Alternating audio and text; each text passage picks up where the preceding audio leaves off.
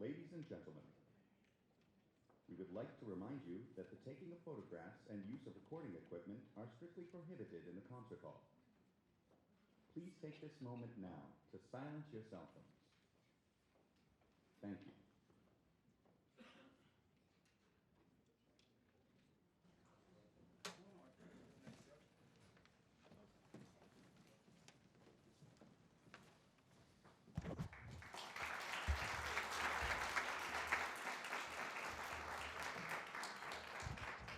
Good evening. I'm Paul Levy, and I have the privilege to be on the board of directors of the 92nd Street Y. I'm delighted to welcome to you a very special conversation with Chris Cuomo, a truly inspiring voice in journalism today, and a longtime moderator and good friend, Thane Rosenbaum. As a community and cultural center, your participation is important to us. Please write your questions on the cards you've received and hand them back to our ushers when they come by. Now it's my pleasure to introduce our moderator. Thane Rosenbaum is an essayist, author of many books of fiction and nonfiction. His articles, reviews, and essays appear frequently in the New York Times, Wall Street Journal, Washington Post, Huffington Post, and Daily Beast, among the other national publications. Thane is the director of Folks, the Forum on Law, Culture, and Society, a co-producer of tonight's program. Folks and 92Y also co-produce the Folks film series, Trials and Error, Law of the Land, Conversations, among other programs that bring together influential artists, government leaders, and public intellectuals to discuss justice, human rights, and the big ideas of our day. Thane is also a distinguished fellow at New York University School of Law and has been a longtime friend of the 92nd Street Y, moderating talks here for more than 20 years. So without further ado, I turn the program over to Thane Rosenbaum. Thank you, Paul. Good evening, everyone. Welcome to Folks at the 92nd Street Y. We are joined today with my good friend, Chris Cuomo. Many of you know Chris. Lots of fans out here, Chris. I heard one. Yeah, well, but we just started. That's true. He's the co-anchor of New Day every morning. In fact, he's normally asleep at this time, so this was quite a favor for us. He just came off of a one-month run of a new program called Primetime, in which he was doing both the morning New Day and Primetime. And we're going to talk about Primetime. We're going to find out what's happening with that, because it was phenomenally successful. Let's see, he was once a correspondent at Fox News. He was the co-anchor at 2020. People don't remember this. I remember this. He was the law and justice correspondent at ABC News. Tell them how we know each other. And I'm going to get to that. I'm going to lead with something really cool. People don't realize how many Emmy Award nominations he's had. He's won a Polk Award, a Peabody Award, an Edward R. Murrow Award. He's a really highly decorated journalist. I, however, remember him as a law student at Fordham Law School many years ago.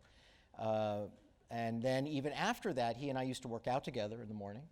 And I'm probably the only person in this room, maybe, who knows he can actually dunk a basketball really well. Still? No. Now I can. I'm lucky if I can dunk donuts and coffee. He could really dunk a basketball. And maybe we'll get him to talk about this other little tidbit. There was a time when you were at Yale, I think, that you thought you wanted to be an actor. Right. That was something that was in your mind. So anyway, let's welcome Chris Cuomo. So, you come from this dynastic political family. We all know that your brother now is presently the governor of New York. Your father was a 3-term governor of New York. I'm proud to say that Governor Cuomo was on this stage many times, several times with me, and I'm very honored by that. One time he was hilarious. I know, is Matilda here? Is Mrs. Cuomo here? She was. I didn't rate enough for Mom to come. If it were Andrew, maybe she would. You know what? That's going to be on demand, and we're going to send her It's that. only funny because it's true. What about the other kids? Well, Would she have come for any of the others but Andrew? Oh, absolutely, because this is a completely non-secret with anybody who knows the family. But the women in the family are so much more successful more beneficial to society and more liked than Andrew and I. We just talk the most and have this need for attention. But my oldest sister, Margaret, is, I mean, you know all of them. Yeah. But she was not just a doctor. She was one of the first board-certified radiologists, women in the country. Yeah. She is now at the forefront of research on how food is so determinative of what happens to us in terms of cancer. She wrote a book about it. She speaks all over the country about it. Phenomenal intellect, never finished less than at the top of her class. And so she got Pop's gene. There, she got that one. Maria runs one of the country's largest homeless housing organizations. Help. On the side, you're right, Housing Enterprises for the Less Privileged, Help.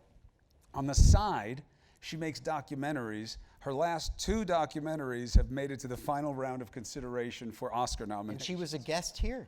Yes, and that's her hobby. We showed Newtown. Yes. And we also showed The Invisible War. Right. Yeah. And then Madeline, who has the best legal mind in the family, or at least that's what Pop would say. She was a lawyer for UNICEF. Right. She was a pioneer female attorney in the big Wall Street set 100 years ago. And she was fundamental to my father as a sounding board and to Andrew now. She was somebody where if you want to hear the truth about whether or not what you're saying makes sense and works, call her. That's who you ask. So they are all phenomenally more useful to society than we are. And Madeline's husband was my former teaching assistant. Brian O'Donohue. My mother's favorite male in the family is an Irish guy named Brian O'Donohue. Former fireman. Yeah, and again, only funny because it's true. All right, we're just gonna be on demand, and I'm gonna send her this so she can watch you. Yes, well, you better tell her it's something about her and about mentoring, or she won't watch it. My mother runs a big national mentoring program. It is the focus of her existence, especially now that Pop is gone. And let me just say quickly, I am well aware of my father's legacy in this place, and it is a very big part. I don't do a lot of this. I have very little interest in what I have to say about anything. And that was something that was shared by my father. He had very little interest in what I had to say about anything as well. But it was important to him that the 92nd Street Wise mandate be met, and that, as they say on the brochure, in a world that often seems shallow, you should be ready to go deeper. And he believed in that. He loved this place. He loved the conversations. He loved you guys. He loved this audience of thinkers and people who would come at him. He really did. And you should feel good about it, because it wasn't easy to earn his regard. So that's a big reason that I'm here tonight. I'm aware of the legacy. I'm happy to continue it.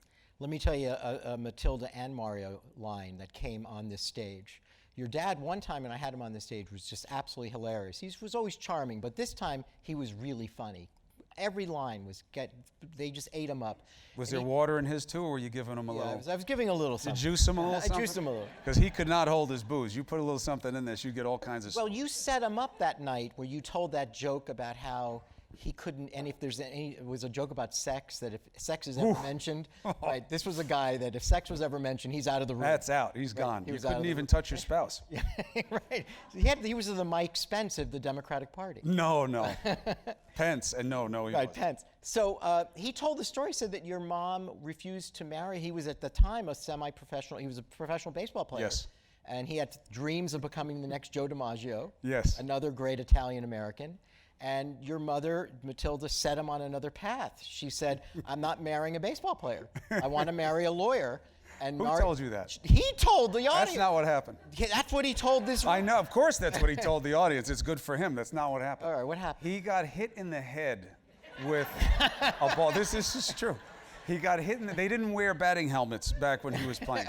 Pop got beaned, was in the hospital. My mother didn't hear from him. She interpreted it as he was, out on the reservation running around. Send him a telegram saying, I'm not interested. So this was on the road? Yeah, lose my number. Right. And he went right back wow. to Brooklyn and got married. He thought he lost her. And he used his signing bonus. Pop got a bigger signing bonus than Mickey Mantle did the year after he was drafted. He used to call it one of the worst investments in baseball history.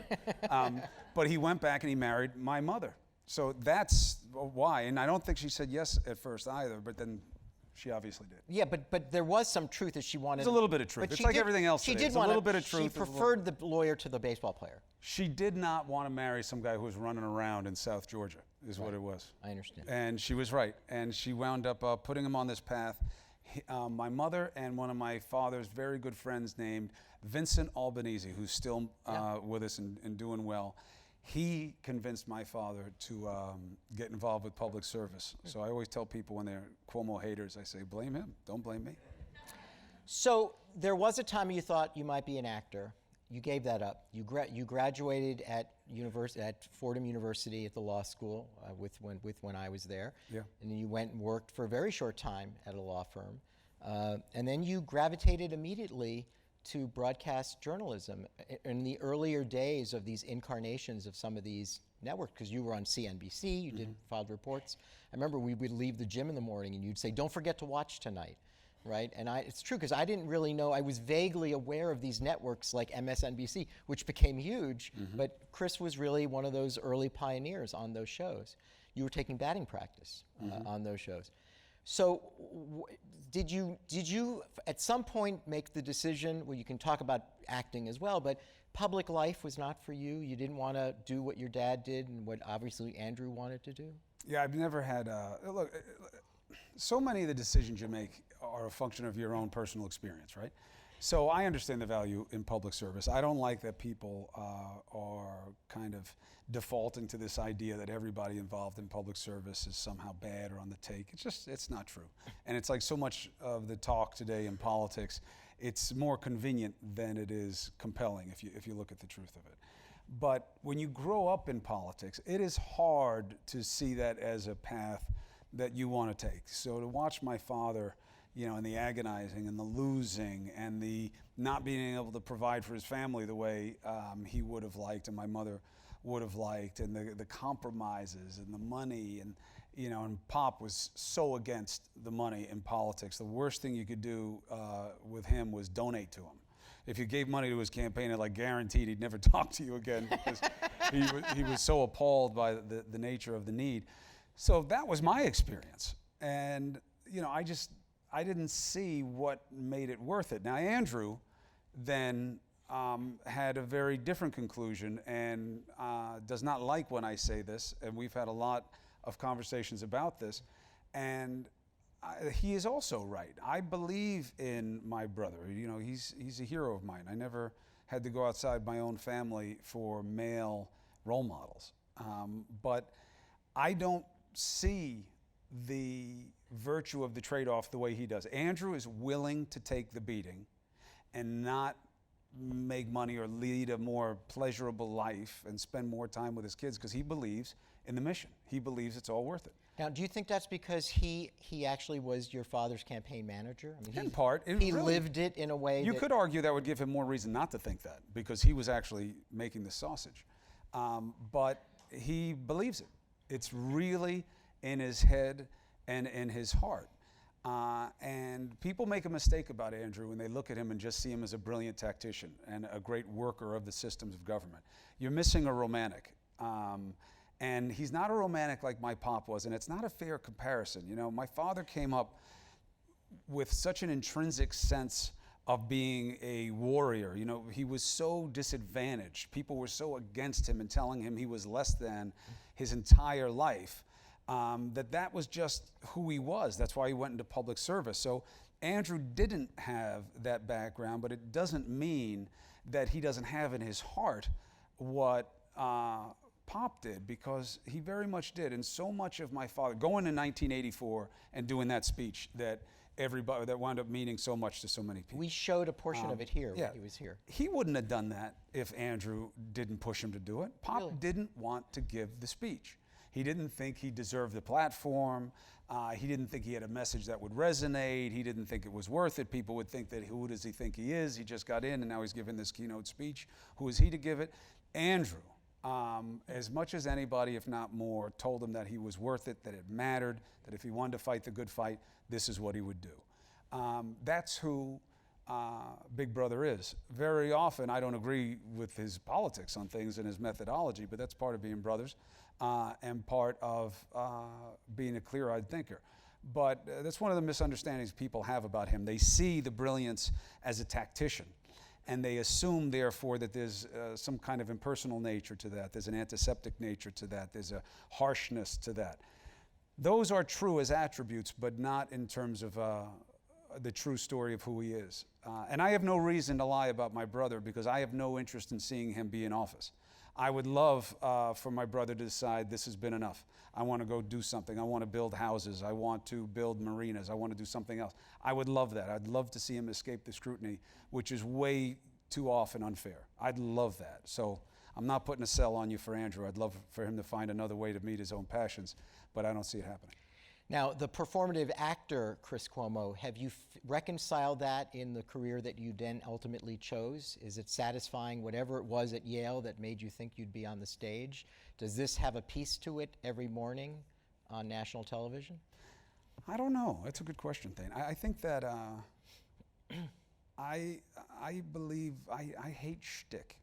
I don't like. I can sense theatricality and see when somebody is projecting something that's not authentic very easily.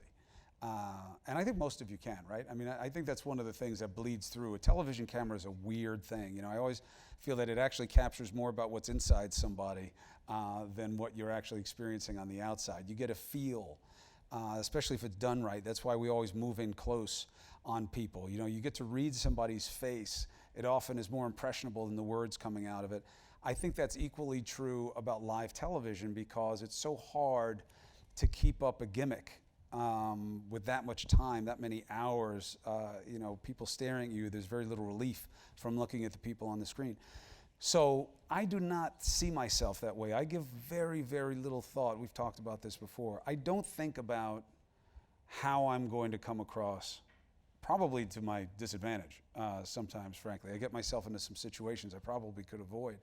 But it's just not why I do the job. I don't care enough about the popularity that would fuel more intensity and thought about my presentation. Does that make sense? Yeah, it does.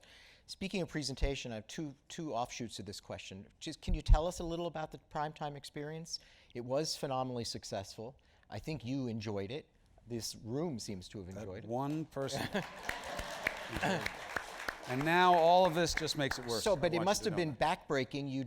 I mean, normally you'd be asleep at this time. Instead, you were on television. I did that job in my sleep. That's how easy it was. Well, because normally you would be sleeping at that. You know, I'll tell you two funny things. Here's the first funny thing. What I have on right now, with this edition of a black tie that I bought, I wore every night of that show for an entire month. And 3 people noticed. And I did it for 2 reasons. 1, I dig the look. And 2, it's obviously, you know, what's to like about it? I look like a mortician. But the second reason was I wanted to show how little that matters. Look, first of all, there's much more attention to what women wear and fashion and all that stuff with them than there is with men. That's true. But even if you want to take that as granted, it just doesn't matter. We put too much emphasis on the wrong things in these struggles for meaning that we're having right now. And that's part of it. You know, I wore the same thing for a whole month. Nobody cared. It doesn't matter what I wear. You know, it's about what you're saying, why you're saying it, how you're saying it. So that was the challenge for me to go at night. The boss asked me to do it. I serve at the pleasure of the boss. And he said, I want to try something out at night.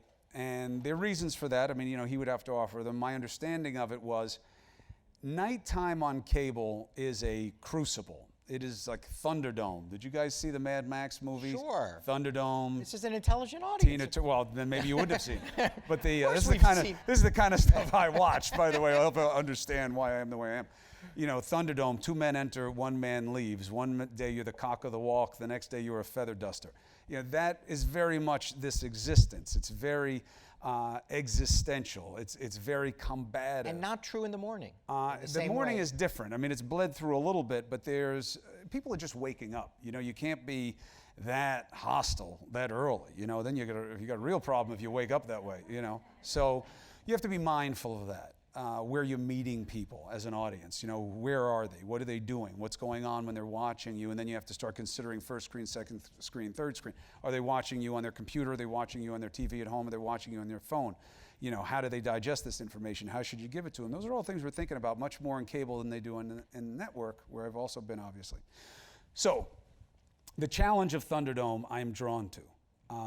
I believe in fighting the good fight. I think that what is going on, and we can talk more about this right now, and I know it may not even be popular with this audience necessarily, but I think you have to make a decision about whether or not you want to prove that you're right or whether you want to get something done. You are not going to be able to achieve both. It's not going to happen. The polarization that's going on is deep and real. And I don't mean that in this area code. I am all over this country all the time, and very rarely with a camera on live television. It's usually just deep immersion documentary work, or I'm there for coverage of a very bad situation where you get to see, real, raw reality. The division is real. It always has been in this country, but it is different now. And this need to be right, and whether it's, you know, dealing with a lot of the softballs that the president is giving the left right now, and how they deal with when he does something that was poorly thought out or is wrong or is dangerous. How you deal with it winds up becoming as important as what has been served up to you in the first place. And the right has its own problems with that. So you have these silos, this echo chamber where people are seeking comfort of confirmation. That's not who we are. It's not who you should want to be. That's why I did it at night. I said it at the end. I got like all these people. I love when both sides attack me. I get a kick out of that. I like to see myself as that aisle, you know, like that's here between these two groups. I like that. One, I don't know why. I think it's something that's wrong with me on some kind of deep personal level. But I also think it's being raised to Cuomo. You know, it's like being raised by wolves. You know, if you're not in some kind of confrontation, you're not happy. You know what I mean? It's like, this is all too easy. Everybody's so happy. Here, you know. So the idea of, I like what this man is saying. I like what this woman is saying. It makes me feel good. They're giving me more ammunition for where I am right now. That's fine. But you will never get anywhere that way. You will never get anywhere on gun control if you continue to define it as, I want gun control, or you're a Second Amendment person. As long as you stay in those silos, there will be nothing of any value that comes out of the process. It can't. You have to give. You have to pick what matters to you and figure out accommodations on policy. It's just how it is. That's why we are where we are with this. I've been to more of these school shootings than anybody in this room, I guarantee it. And I do not like that distinction. I do not like going there. I do not like looking at these families in the face and know that I can offer them no solace. And I cannot give them any confidence or hope in the proposition that, well, at least it won't happen again. At least somebody else's baby, somebody else's spouse, somebody else's friend won't have to do this again. And they all look at you in the eyes and want that relief. And I can't give it. And there's something very soul-sucking about that. But I had pretty clear eyes on this, Thane. I knew that, look, I have a lot of respect for Rachel Maddow. She is really smart. And that's not a given in television. She is really smart. She's really thoughtful. She's really cogent. No question about that. But she is talking to a group of people who agree with what she says every night, okay? She is. I'm not criticizing it. That's not my game. I don't need to drag other people down and lift myself up. I'll leave that to the politicians. Sean Hannity, I'm sure not that popular guy in this room. I've known him a long time. He's been really good to me on a personal level. I know him much better personally than I do Rachel Maddow. He is preaching to the converted. No, he ain't Rachel Maddow. I would never want to see him go at it with her in a Trivial Pursuit contest or any kind. I wouldn't even want to see him play her in Clue. I think he'd have his hands full. But he is preaching to a group of people who believe in what he's saying. But where does that leave you? So my feeling was, look, let me get involved in this mess because I don't really give a damn about being popular. I know that there are two sides, but see, here's what we're missing. I know this. This happens to be true. It may resonate, it may not. It may wind up being dispositive in terms of who people watch on TV, and it may not. I don't know, but I know it's true. And we were talking about this before, so forgive me, Thane. But if you ask people in this country, how do you identify yourself, Democrat, Republican, or independent? The independents outnumber the other two. All right? That's who this country is. There are tons of independent thinkers who are being drowned out of this shouting match that we're having. So the metaphor used to be, well, this is a fight we're watching, the left and the right. And nobody watches a fight for the referee, which is who CNN was. I don't agree with the metaphor anymore. I see it more as Game of Thrones, where you have these two big kingdoms that are going at it, but there are other kingdoms that are there that if you took them in total, they are actually more populous and frankly more powerful than the two main kingdoms.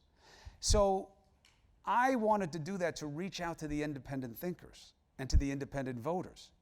And even though I know that this is somehow not seen or as journalism or as even abusive of it, I do this job for a couple of very simple reasons. I believe in trying to make a positive difference. If I didn't think I was making a positive difference, I wouldn't do the job. I don't care about the popularity. I could make my money doing something else, thanks to the education you helped give me. Thank you very much. There we go. The second thing is that I test power. I believe in that commodity. I don't want to just talk to the camera and tell you what I think and try to convince you. That's a skill set. That's valuable. It's not what I do. I want to sit people down in that chair and say, well, go ahead, make the case. And I'm right here. And as you said earlier, I'm studied up as hell. I prepare like crazy, maniacally. I said that there's and I'm listening. I said there's an audience out there, actually it's this audience, that is concerned about the dumbing down of our culture and the dumbing down of our news. And I hope that's true, but I don't know. I hear it all the time. And look, I want to believe that. I'm just saying it's not reflected in the numbers. You see what I'm saying? That I hear people say it all the time, and I want you to be right. And I am no cynic, okay? I'm a skeptic, I'm not a cynic. I am unrealistically optimistic about things. I believe it's the only way to live. Helps me get up early. But I don't believe it because the numbers show otherwise. The numbers show that you don't want clear-eyed thinking on this. You don't want to have what you believe tested and make you uncomfortable. You don't want to have to understand the practicality of making an accommodation to the other side to get something done in the name of progress. You don't want it. You tell your lawmakers that you don't want it with every vote you do to keep the same people in there that you know that aren't giving you the process and the progress that you want. You see it in the TV ratings because you have Hannity and Maddow splitting the pie, and Anderson Cooper is as smart, as driven, as worldly as any journalist you could ever want in your life. But that's not what you want because he's not feeding the beast. He's not telling you what you already believe. He's not giving you what you want. So the numbers bear it out. And that bothers me. But your show was successful. It was successful incrementally. I ain't no Anderson Cooper.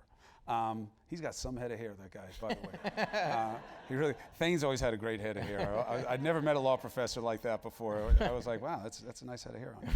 But Coop's got a good head of hair, and I don't know how he's kept it because he has seen more misery in this world than anybody else I've ever been with. He goes and he sticks. But what I felt was, look, I really think I'd like to make this case.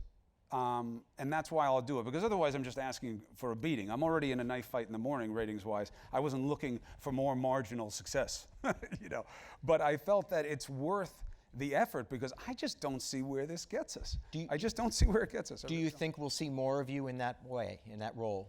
I serve at the pleasure of the boss. Would I do it? Maybe when I was doing it, I would have told you no, because I was coming from a place of fear, as my therapist would tell me. But, and I don't think you can come from a place of fear about this. I do the job because I think I can make a positive difference. I think that by testing power, you give people a better sense of assessment of who's out there and what it is. And I think that by massaging issues to look for, all right, let's just do an example. I hate hypothetical. The tariffs, okay? Trump says, I'm going to drop these tariffs on people, and does it kind of hastily, and all right, so you can criticize the process. Do his people know that this was coming? Of course, it was a signature promise. Did they know he was going to do it this way? Yes, no. This guy Navarro kind of got into the mix. He hadn't been in the mix for different reasons. So all right. Then he says, we're going to have a trade war. Trade war is a good thing. It's a preposterous thing to say. It's not only demonstrably false, but it is inflammatory in a way that just speaks like somebody who you turn your head away from at the bar at 1:30 in the morning, not a guy who is in charge of this of the free world. You know, it's supposed to be a different damn standard. And we have forgotten that. Why? Out of political convenience and expedience, and him feeding instincts that are very real in this country, and we're looking for some resonance. And I think the book that needs to be written about Trump is The Luckiest Man in the History of Politics, because I have never seen anybody connect with a group of people that they share nothing with on any of the metrics that should matter, except that he says, I'm just as pissed off as you are.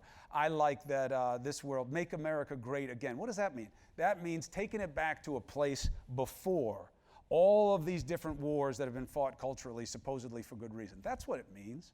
That's why it resonated. That's why it worked then. Why at the Gridiron dinner the other night did the president end by saying, we have a great country, we can make it even greater? Why? Because now he's starting to think about it a little bit differently. He's not just trying to stoke those fires of discontent about people who want it to stop, who don't want another letter added to LGBTQ. They don't want any more letters. No more letters. Too many letters. Too different for me. This is what God intended. This is what he intended. You know, why wouldn't you have a leader who would just say, you don't like gay men? No, I don't like. Good. Don't marry a gay person. Next issue, let's go. You know, why? Because you play to the fear. You play to the anger. As long as you do that, you're going to have a problem. Trump makes it easy for his critics. There's no question. I think there's good reason for that and bad reason for that. But I think at the end of the day, we have to start looking at it differently than we're doing it right now. We're not going to get anything done, Thane. You got the tax policy done. But what was it? Any Republican would have gotten that done. You know, he made that even harder than it should have been, really, right? I mean, that's the last time I saw Paul Ryan speaking. You know, really. You know what I mean? The guy's like hiding half the time because he knows he doesn't agree with so much that comes out of the president's mouth, but he can't say it. Why? Because he's choosing party. He's choosing party. When it was Obama, he was all about the people.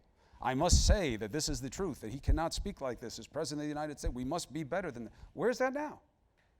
Where's that now? We know where it is. It's in his pocket because he's choosing to take out of the other pocket the expediency of party. We've seen Democrats do the same thing, but this is the state of play right now. But where are those independents? Who's speaking to them?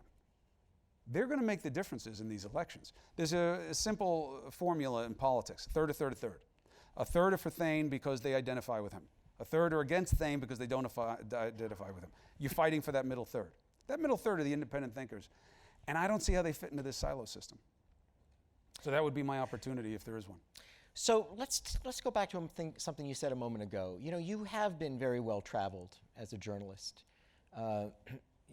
School shootings, Virginia Tech, you were there. The Amish school shooting in Pennsylvania. Bridge collapsing in Minnesota. The mine collapsing in West Virginia. You know, you haven't been. Make it sound like I caused these things. No, but you.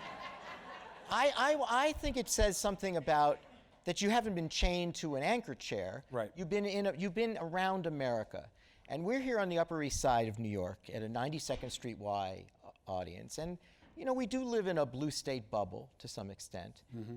And when people say that the Trump victory was an absolute aberration, once in a lifetime election, and a complete out-of-the-box experience. Maybe they're wrong. I mean, maybe this is America. When you're talking about who's representing themselves as independents, that there is a kind of, I wouldn't say focused anger, but that he did tap into something. Yeah, he did. That was very profound, and yes, very lucky, but maybe he kept saying all along, you know, I could go on Fifth Avenue and shoot someone. Yes. My people will still support me. Right. I remember when you interviewed him when he was a candidate during the primary season, and you had a contentious interview with him, and he wouldn't stop insulting a CNN reporter, and then he was insulting other people, and then you said, you know, Mr. Trump, you know, you can't just win an election by insulting people. You know, if you were the president, you know, at some point, you'd be on the world stage, and you're not. You can't do that. Shows what I know. Yeah, and he ended up he ended up disproving the most obvious He statement. insulted his way all the way to the big chair. And you said on television, you can't do that on the world stage. Yeah, and that's now why I'm we're sitting saying, on cable TV and he's got the nuclear football. and he still says, shithole countries. So maybe there is something here about that. If you're living in New York, we're not really fully recognizing. There are people who have observed that it wasn't Hillary Clinton's campaign. Right. It wasn't necessarily the deleted emails.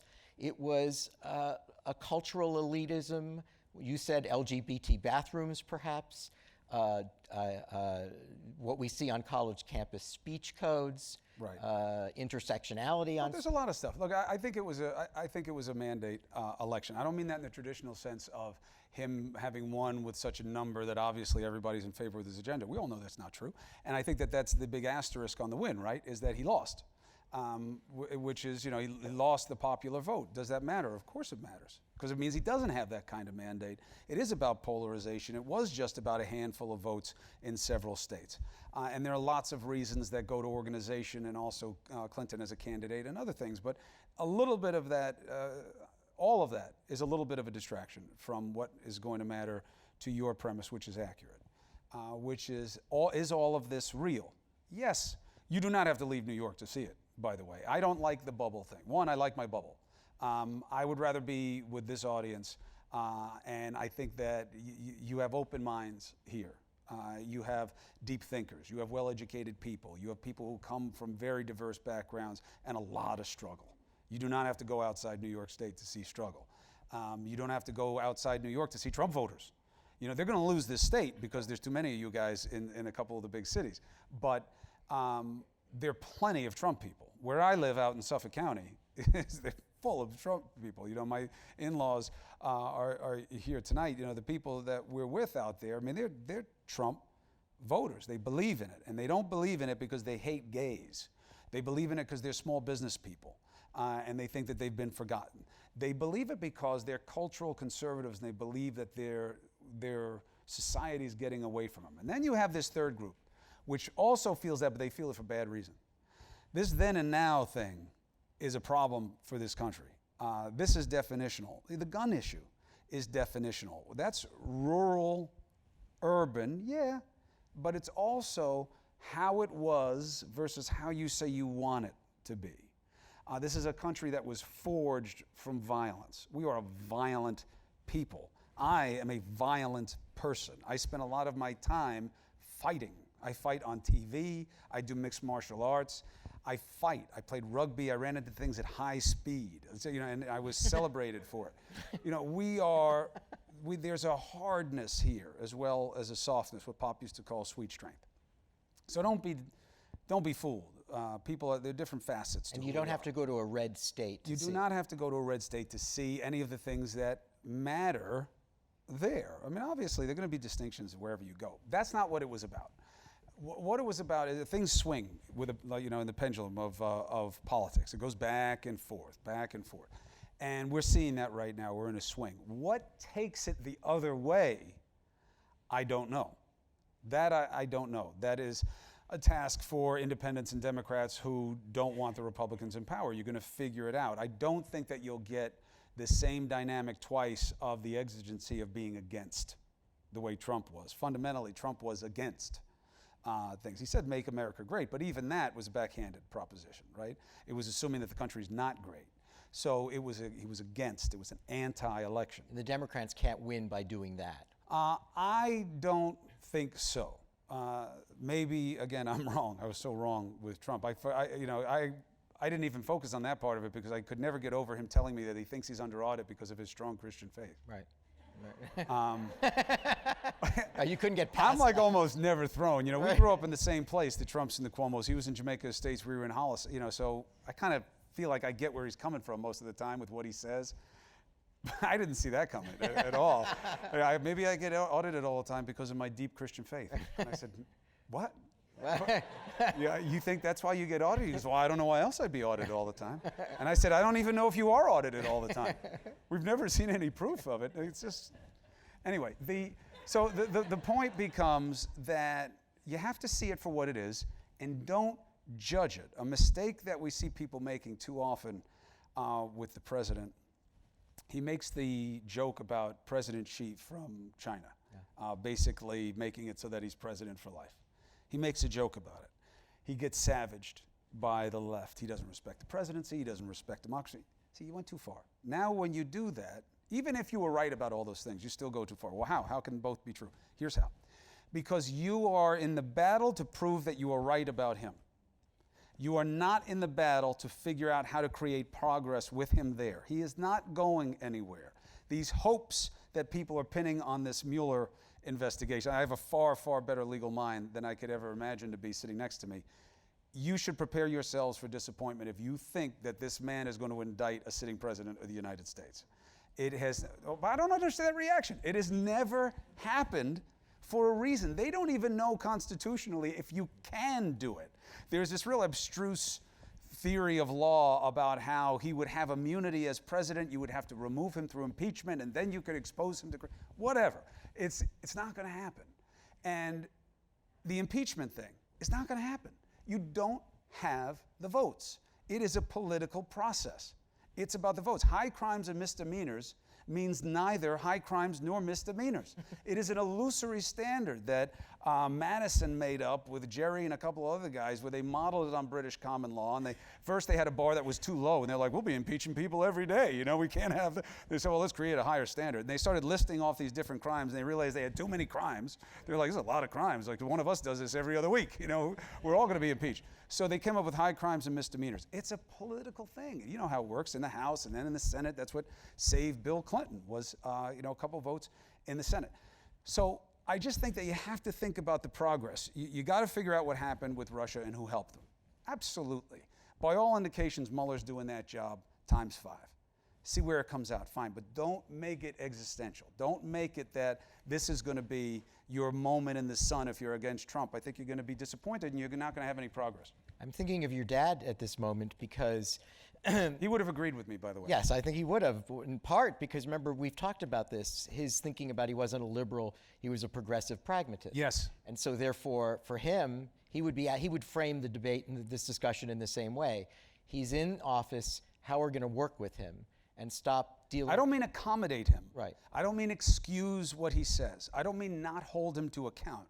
I'm saying something different. I'm saying pick an issue, gun control. All right, he's nowhere on gun control. In truth, this is atypical Trump, right? He went both ways on it, a little bit like the DACA thing. There's something in him that tells him instinctively that, this is a little wrong what's happened to these DACA people. This is a little wrong that we keep having all these mass shootings more than anywhere else in the world of developed countries that supposedly have crime under control. But something, let's say, like the tariffs. You beat him up all you want over trade policy. And the Republicans, conservative thinkers, are against him.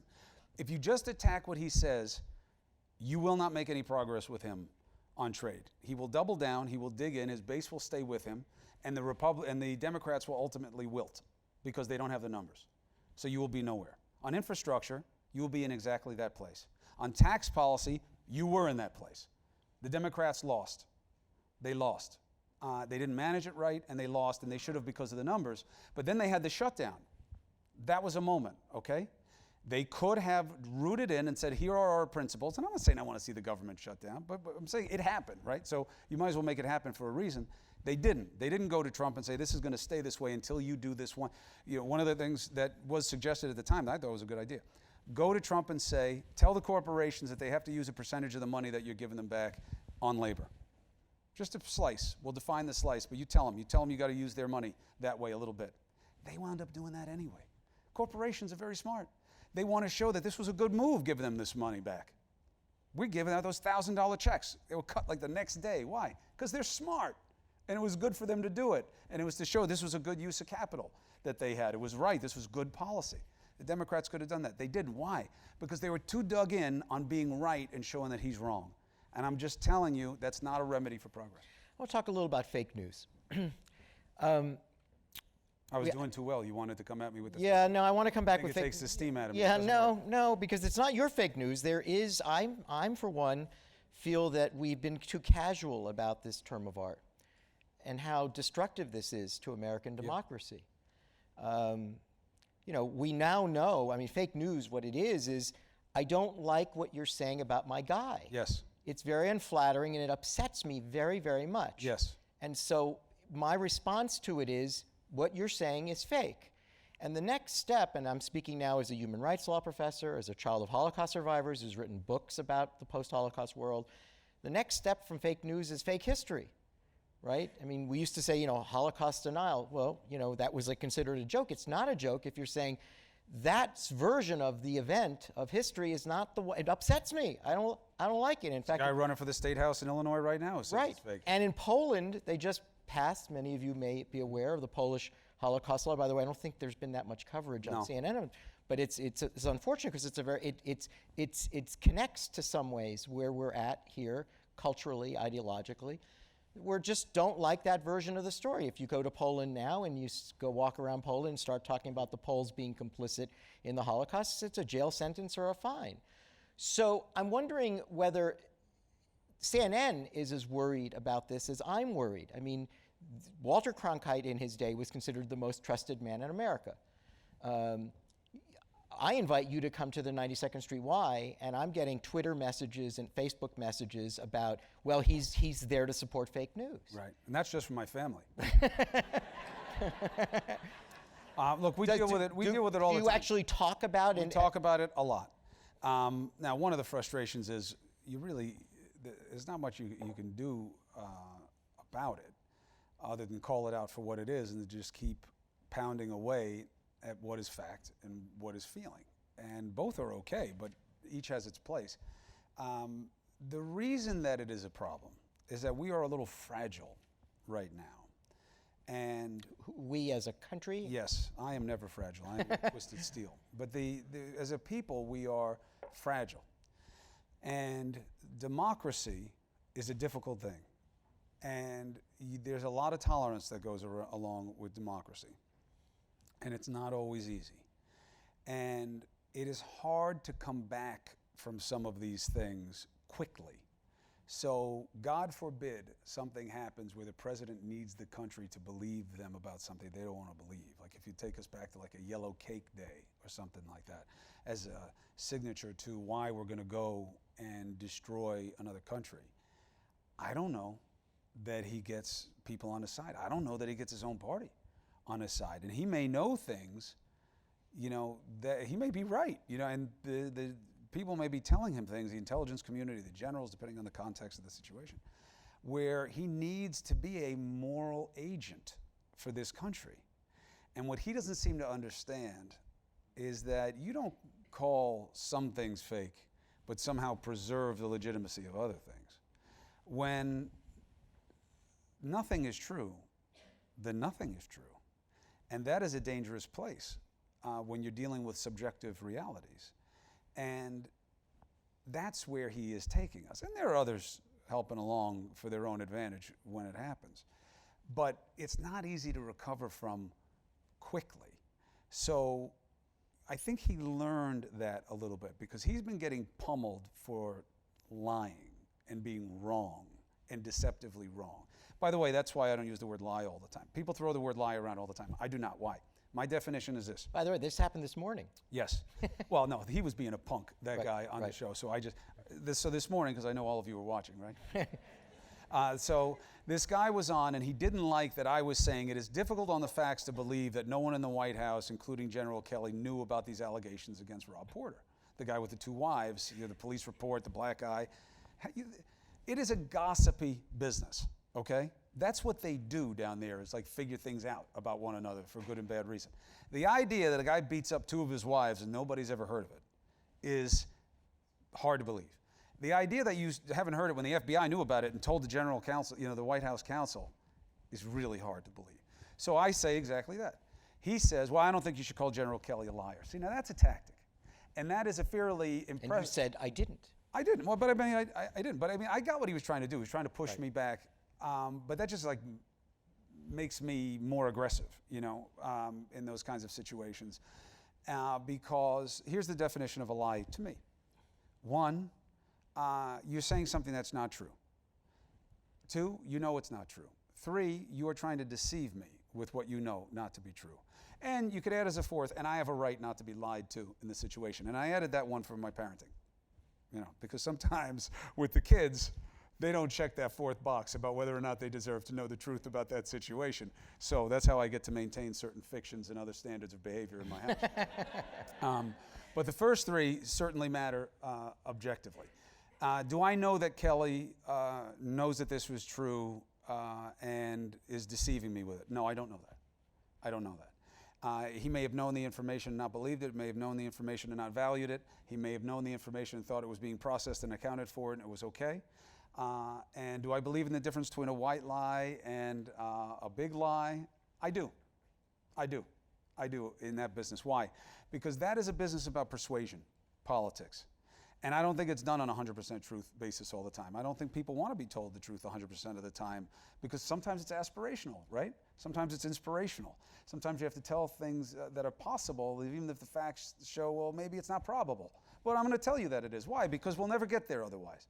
So you got to make some you got to make some accommodations. But that's one of the things that we're dealing with now. You're fake, you're real. Here's the problem with it. When I ask somebody a question or I go at them about their case, the comeback now is too often, you're fake, you're bad, right. You're against me. That's just dangerous to the democracy. The president, I believe, correct me if you think I'm wrong about this, but I think he was trying to get some momentum going for a return of the alien and the sedition laws that we had in like 1798. You were aware of this? Wound up making John Adams a one-term president. John Adams, great man, great thinker, such a big proponent of the First Amendment. But then what happened? He got power. Then he got power, he became president. And all of a sudden, everybody's saying whatever they want to say is not such a great proposition for him, right?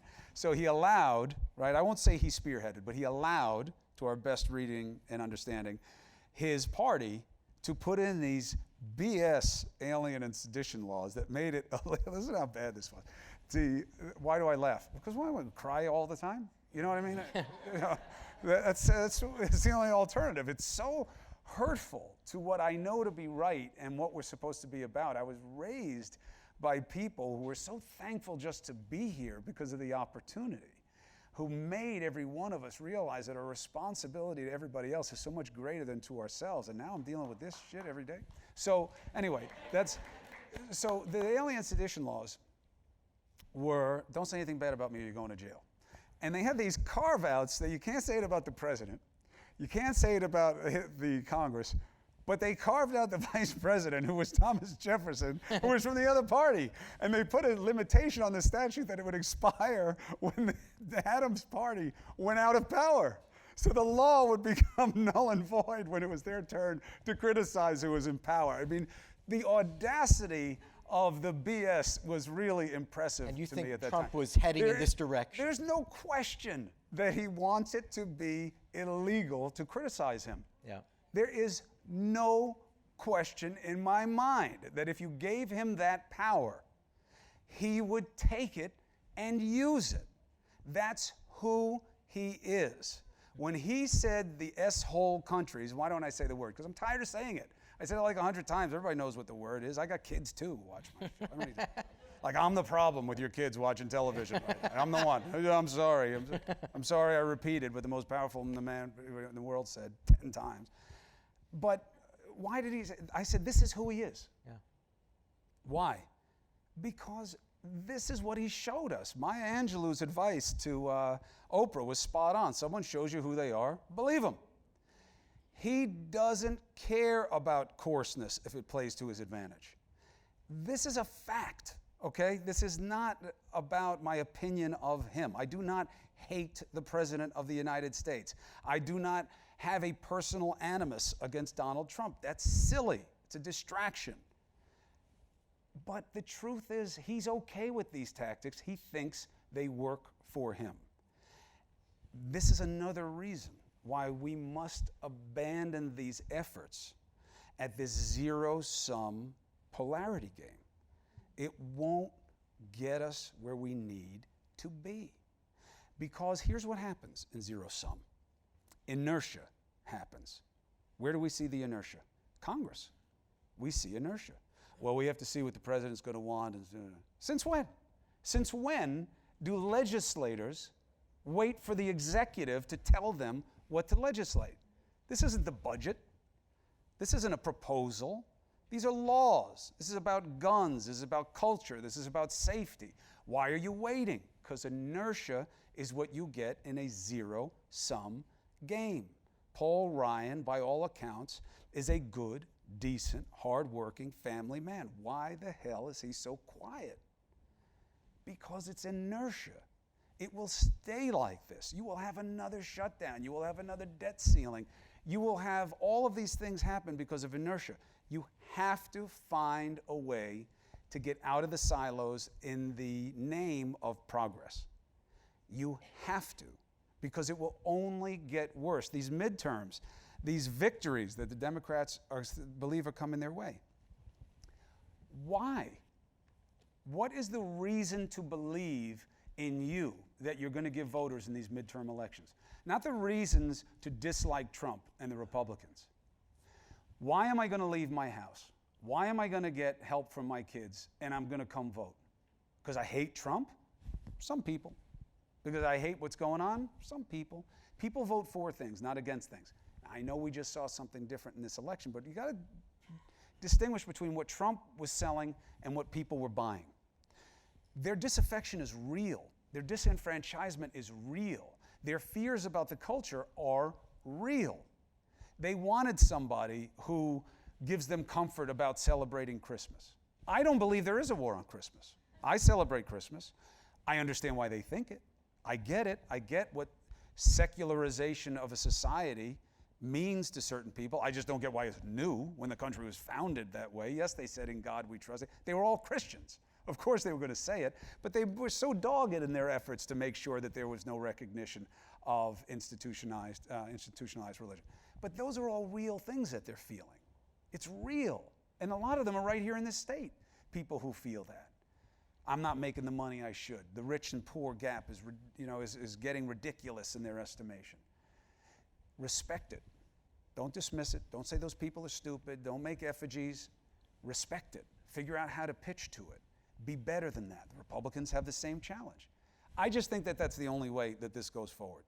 It's not necessarily bad for business. This is good for business, for my business. The Trump circus is great for business. People watch. They say, "Stop talking about Trump. Don't put that Kellyanne Conway in one more time." You watch her more than anyone else that comes on CNN's air. People stop me in the street. "You seem like a nice man. Why do you talk to that woman that way?" I won't watch. When she said to you that she... Wait, hold on a second. You won't watch? Or you're just going to quote something that was said in the interview with me right now? Which is it? So be mindful of these things. There are a lot of influencers in this audience. There are a lot of independent thinkers in this audience. Don't be forced to pick a side. The truth is a side too, The truth is a side too. You don't have to just have selective truth. You just don't have to believe things that accommodate a certain agenda. The truth is a side too. It's just like this aisle up the middle of the room right now. Let me ask you a question that a Trump supporter might ask a CNN person. He might say, or she might say, look, Fox News during the Obama administration was like the opposition party. Yep. One could argue that that's now true of MSNBC, the opposition party. Yep. They might say, I still think CNN is slanted and biased against my guy. Okay. If he stopped tweeting, if there was slightly less chaos, if there was less insult, would you give my guy a fair shake? Would you acknowledge some of his achievements? Because all we hear about is the Mueller investigation, which you just said we don't think is going to lead to an impeachment. We don't really... That's also not the standard of efficacy. I understand, but I'm just saying from a news gathering, you're saying, look, this is good for numbers, it's good for business. But there are people who say, well, he decertified the Iran deal, he's taken a tougher line with North Korea and Syria, and people were very critical of Obama because he didn't. Right. He didn't really decertify the Iran deal. It's still in operation. It's still in operation. The Republican tax bill... Your knowledge of the facts, the Trump voter, is not very strong right now. Right. The Republican tax deal plan has advantages yes. that people could acknowledge just on what Apple is going to do alone. Right. There's low inflation. There's a soaring stock market. Yes. There's, I think, 800,000 people were employed last year, within that last year. Growth is 3.3% at a high level. What are you asking me? I Is what I wanna would know, say in this conversation. No, I want to know. I'm giving you the Trump line, saying here are things we're not hearing. Would you give my guy credit? Is it really just his boorish behavior that's causing this, or can we just get to look at what he's actually trying to achieve? Okay. An agenda. All right, good. Here's what I would say. One, they're not mutually exclusive, okay? The job of president is not just about what kind of legislation you promulgate. There's a moral authority there. You could argue it is the most robust of the authority that we need from that kind of leader. So I hope he never stops tweeting. Never. I know you guys don't like it, but I love it because I don't like how it messes up my show all the time. Like, we've done all this planning of these conversations we want to have, and then he tweets about something. It's like, but you do have to make decisions on the fly. Yeah, but here's the thing: the idea of ignoring, like, Allison and I, my co-anchor, like, she's had to come around this way of thinking. She was like, I think he's shining waving the shiny object, and we're running off that way.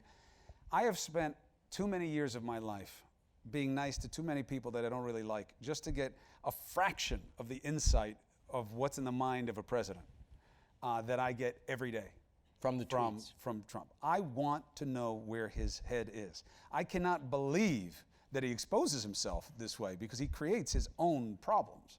But God bless. That's what he wants to do. That's fine. I like the tweets. His legislative agenda and wins. All right, now all of them there's going to be some testing there about what's good, what's bad, what's right, that's wrong. Has he done things? Absolutely. Regulation rollback? Absolutely. What is their impact? Now that is not as clear as the listing. And my early point would be, a lot about those things because I told you, by the way. These things that he's done, I cover it 24/7. Right, you haven't ignored it. Right.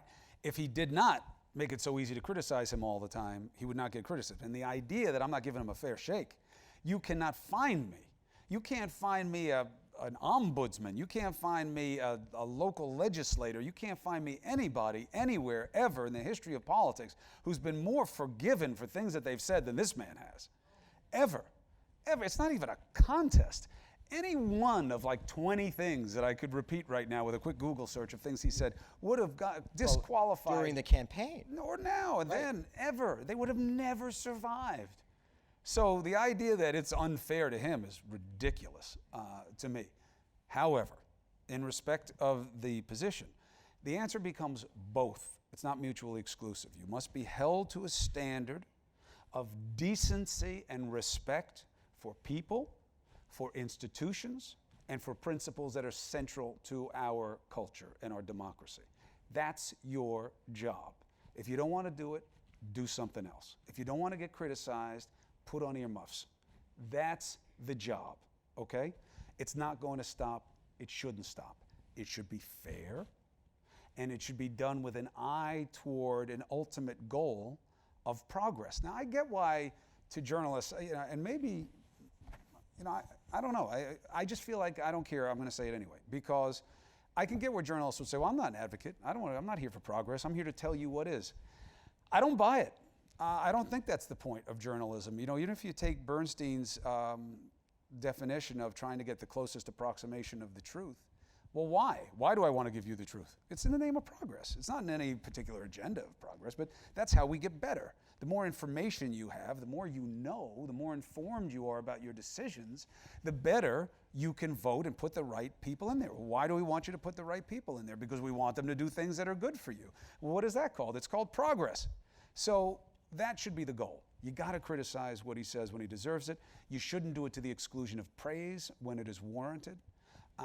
He creates a lot of his own problems. The legislative agenda is not clear-cut. He cannot get credit for everything that's happened in the last 10 years of this economy in 16 months.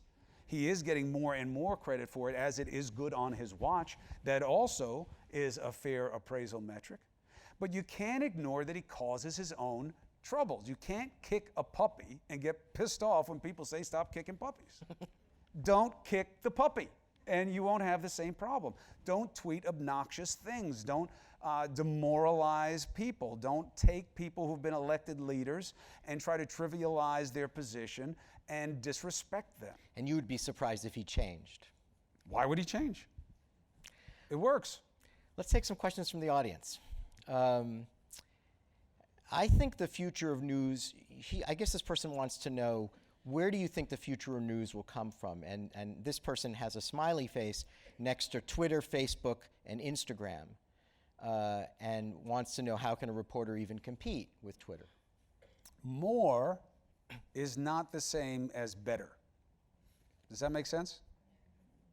More is good. I'm a fan of more in a lot of ways, but it is not necessarily better, okay? CNN is not the same as a blog that is written by some man or woman where the link looks just like CNN. And then you read it, and it is this half-baked opinion that is really just seeking to destroy some position that they don't like. More is not better. The opportunity, I think, is greater for the cream to rise to the top. There's just more outlets for it. There's more reach. I don't think it has changed the game of, is this true, is it relevant, is it rational, is it resonant? And I only pick those words because they all have R in it. I think that the idea of doing the job doesn't change. You just have more outlets for it, and it's a little bit harder now to discern what is true and what isn't. There are some new outlets that have been helpful for it, you know, BuzzFeed and stuff, but those guys also get caught every once in a while, which, by the way, is part of the practice. This idea that the standard is perfection is silly. You're going to be wrong. Most of reporting, it's not like we're reporting on what's 2 + 2. You know, you're getting things from people that sometimes are wrong. Sometimes they're lying to you. So what do? You try and get 2 sources. All right, so that's why Bernstein said get closer to the truth. That's frustrating to people. What do you mean? It's either true or it isn't. Please, what are you, 7? You know, there's often subtlety to things. There's often context and nuance to things. That's one of the things politicians exploit, right? Is that they exploit those soft spaces on what's true and what's not true. So look, I like Twitter. I think the tone on there is no good. The anonymity of it bothers me. I'd like Twitter more if I have to know who you are. Show me your face. Show me your name. And then say that to me, and I will hunt you down. No, I'm kidding. But I think that I think the anonymity is a little bit of this is the mixed martial arts. Yeah, that's right. I'll give you the. I don't even know what that is, but it looks like it's menacing. This is even more menacing because it's more fingers. I'd like people to see you a little bit more real, because it would take away all these Fugazi accounts and the bots and all that stuff that you have. It'd be harder to do that.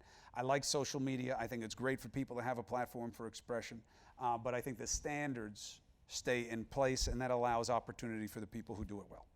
What responsibility, and this I'm sure many people share this question because it's got that frustration about journalism being he said, she said. What responsibility do journalists have to acknowledge when there aren't 2 sides to a story? Yeah.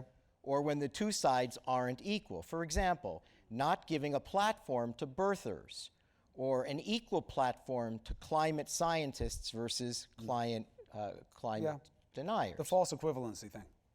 I'm with you. You're right. You're right. Having 2 sides doesn't mean that the 2 sides are equal. It's true. It also speaks to this relativizing of truth that the fake news people are saying, you have a truth, I have a truth. That's right. That's right. All right. So why isn't it as simple as that? Never have them on. Well, who's them, first of all, right? Because that gets a little squishy. And then it gets, well, Meiklejohn was the author of the Marketplace of Ideas, right? Which was one of the early aspirations for the First Amendment. I believe you err on the side of having more voices. Now, I didn't interview the Holocaust denier jerk who's running for office in Illinois. And that's what you deny the Holocaust, you're a jerk, all right? There's no facts, there's no science, there's no data, it's a bad position. It's a hateful position. It's not a real position. I wouldn't interview him. Yes, he was on my show, but I wouldn't interview him. Why? I don't think he deserves it. I'm not talking to Nazis. I'm not talking to Nazis on the show. Why? Because I don't respect their position. I don't think it deserves respect. Well, that's subjective. You just said the Meiklejohn ideas. I know, but you have to make some choices. I err on the side of inclusion, unless you're just breeding hate, Because I'm going to test it. That's my job. I want to have you on, and I'm going to test you, and I'm going to expose what is weak in that argument. That's how I fulfill my responsibility, not by censoring, not by just putting the people on who you already agree with and like to hear. You're going to hear those other ideas if I'm in the chair, but I'm going to test them. And then the measure of your frustration should be a coefficient of how well I do that job. Last question. Is that satisfying? All right. This person says, I watch New Day all the time, I guess in the mornings, though. I think you ask the tough, piercing questions we need nowadays. So I'm a huge fan, but my question is, do you ask your guests questions with a fully open mind, or do you have some perceived bias before you ask? And the reason I chose this question... It's because you wrote it. No. He knows me. No, I didn't. It's because I know that one of the reasons you wanted to do primetime was because you wanted to have face-to-face encounters with people and open conversations with people. Right. So the question is, do you have biases? When you're talking to somebody, do you know where you're taking them? Do you know where you want to end up with them? No. I do a lot of listening. I believe in a lot of active listening. I don't believe in having a question sheet. I think it's a mistake because then you can't listen as well and you start getting caught up with these ideas about where you want to go and what's next. And you start looking for opportunities and moments to inject what you wanted to put in instead of listening to what's there. But that's not really the point of the question. The point of the question is, do I have biases? Yes, of course I do. I'm a human being. Everything is functionally subjective. The idea that the goal is objectivity, I think that sounds good, but I think the real goal is fairness. You know, you go and you march with the KKK. How do I feel about you? I don't like you. You're lucky we're meeting on camera. But I'm still going to talk to you. I'm still going to give you the respect of let's hear what you have to say about why you were there with these people, and then we're going to go at it. Why? Because I have certain feelings about those things. I'm a human being. I don't leave that at the door. I think that's an impractical and impossible standard, objectivity. Because it says, well, you have to be impartial. No, you have to be fair. You have to be fair. You have to know, because if you don't know things, that's how you get caught in these BS 50-50 propositions. You know, I put on 2 guests because I don't know enough to know what the real reckoning and the real leavening of this issue is. And you would be prepared to stop one to challenge them if they were simply wrong. And that's the job. But do I have my own feelings about things? Yes, I have feelings about everything. But I will tell you this. I really don't have a lot of interest in my own opinions about things. I really don't. I cannot tell you how often people are dead wrong about where I am on an issue and why I'm going after somebody as hard as I can. I'm not kidding you. It actually bothers me. It really does. It makes me feel like, because I give the audience so much credit. There's so many people in my business that think that, you know, you guys are a bunch of mouth breathers. You know what I mean? And it's like, you know, they don't know what they're talking about. You know, you got to dumb it down. I feel so opposite that. That it fuels so much of what I do. So why do you feel bad? Because you're not feel as strongly about... I feel badly that how could you think that? How could you think that just because I'm going after this man or woman about this thing, it's because that I actually favor this other policy? Why would I do that to you? Why would I do this? Why would I put myself through this crazy existence that we live in this with the hours and the exposure to the negativity and the stuff that just scrambles your brain? You know, when you go to one of these places, all these young journalists, if any of your kids or grandkids or significant people in your lives want to be journalists and they'll say, you know, I want to go and cover war, you know. Listen, you are never the same after these experiences. You have weird personal deficits. You have weird imbalances of how you see things. Didn't an IED blow up when you were in Afghanistan? Yes, thank you for reminding me of that thing. It's great. It's I think 5 years of therapy. I want people to know that he's been on the front line. I've been in a lot of these things. I've been lucky to come home from them. But what I'm saying is you're never the same. So the idea of doing that gratuitously is just insane to me. Do I have feelings about things? 100%. I have feelings. They're why I do the job. They are why I do the job. I don't know why I would do this business otherwise. I would never cover entertainment. I would never cover sports. why people say to me every once in a while, they say two things that really piss me off. One is, you should do sports. I love sport. And I guess sports is a game, man. That's how I got into college. But it's a game. I don't care about that. I care about what matters to us, to our kids, to what's going on. The other thing they say, you should run for office. I'm equally insulted by the sports thing. Because no one is worse than the other. I'm like, aren't you hearing what I'm trying to do here? I'm trying to tell you and help you deal with that system. I don't want to be part of that system. I want to stay outside the system. I want to attack that system for its weaknesses, and I want to glorify its strengths when appropriate. But that's why I do the job, and it makes it harder. I wish very often I could do this job the way it was done a generation ago, where there was much more of an antiseptic, straight, this is what I can show you, this is what it is, have a good night and good luck, and all of those other cliches. That's not why I do the job.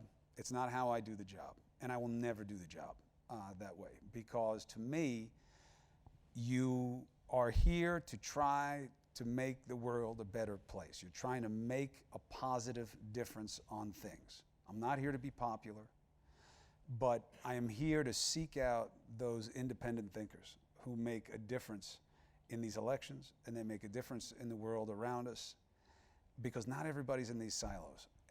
And that's what drives it. And sometimes it's going to create trouble for you. There's an easier way to do the job than I do it. I know that. But that's not who I am. Christopher, I don't want to get weepy here, but I had a lot of affection for your dad. And he would have been so incredibly proud of you.